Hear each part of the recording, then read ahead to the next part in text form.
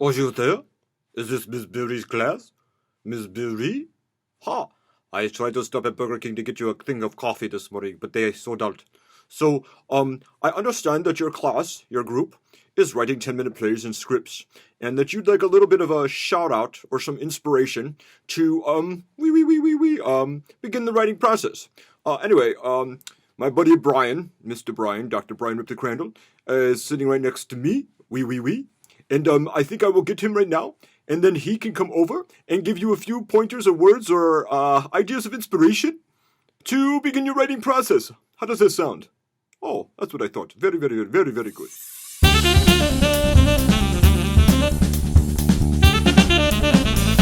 So, I'm Dr. Crandall. I'm the director of the Connecticut Writing Project at Fairfield University. And right behind me, those sneakers right there are a pair of Adidas autographed by no other than Missy Elliott, which makes me really happy. This is probably year 3 that I think Miss Berry is working with 10-minute plays and Liverpool high school students. A wonderful shout out to the writers there, especially those who have entered the Syracuse Stage Young Playwrights Festival. Amazing. Especially if you get chosen. I started 10-minute plays over a decade ago in Louisville, Kentucky, as part of Actors Theater's inspiration. I saw some 10-minute plays written by professional writers, and I said, you know what, my high school kids can do this.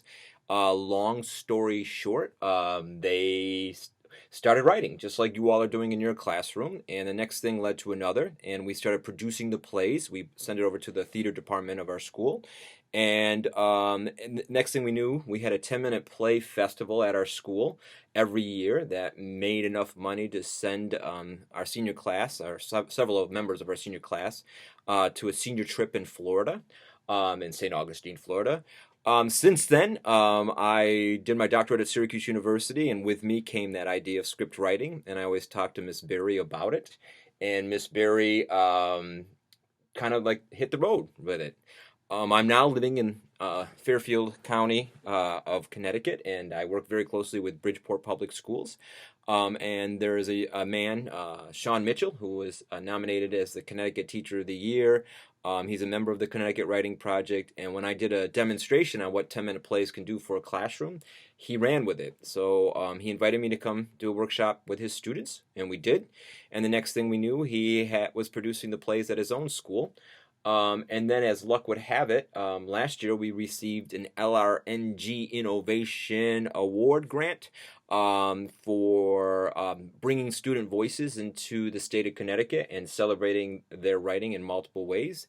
And he was one of the teachers that participated in that, and he created the radio plays out of Central High School, funded by the National Writing Project, MacArthur Foundation, and no other than John Legend himself. It's been fascinating to see how far this idea of 10-minute plays have gone. I think that the Central New York story needs to be told. Even though I'm 2, 4, 6, 8, 10, 18, all you North Stars get up and lean. Lean. Okay, anyway, Liverpool Warriors, shout out to you all too. Even though I'm a CNS grad, I do realize that there's definitely a voice to Central New York, and that it's your obligation and your responsibility as student writers to try to capture that voice, to figure out what are the dialogues that you and your friends are having, you and your family are having, you and your imagination is having, and just get creative. The play festivals in Louisville were hilarious and serious and comic and tragic. It depended on what the kids felt like writing. The idea is figuring out one moment at a time, right? One moment at a time, and then saying, yeah, I want to write about this. You know, you have to ask yourself questions. What if 2 boys are sitting on a basketball bench thinking about getting put into the game? What's that conversation about? What if a stranger suddenly sits next to you on the school bus and you're like, who is this person and where'd they come from? What's that dialogue look like? What if you're walking through Destiny one day and this random alien from outer space is walking next to you? What do they say to you? What is that about? The idea is just to think about story and about the way people have conversations with one another. I'll leave you with one more thought. Maybe I won't leave you with one more thought. I'm trying to get my thoughts so I could figure it out. I don't think I have another thought. I'm wishing you the best. Anytime you need anything, just have Miss Berry contact me, and I will let it go. Not like that movie Frozen. Still haven't seen it. Let it go. Let it. I don't even know.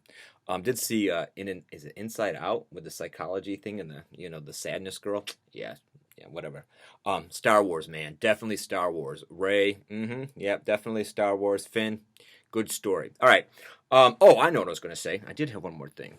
I don't know what television you watch right now. I don't know what's trendy. I don't know what half-hour sitcoms there are. I know that my son and I and we watch Blackish, and if you watch Blackish, you can kind of see the way dialogue moves the story along.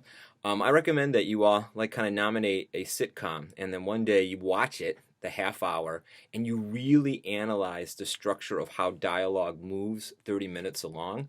That process is sort of a similar process to writing a 10-minute play, but the 10-minute play needs to be boom, right to that moment of time, concise, and figuring out what is it about. One of my favorite student 10-minute plays was a young woman in Kentucky who just had two people sitting in a closet with a light bulb hanging over them, and they just kept turning the light on and light off, and they're having a conversation that was basically like, what's going on? Why are we in a closet with a light bulb hanging above us? What is it doing? The whole conversation was just about that light bulb and turning it on and off. And somehow, because she had an ear for dialogue, it worked. And the audience was captivated to figure out what the light bulb was about. I tell you what it was about, but I don't really remember. All right, I'm going to let you go because I got a lot of writing to do today. Take care. Miss Berry, hope to see you soon. Better yet, I hope that we're going to Atlanta, Georgia next year so that we can present a little bit more on this. Yeah.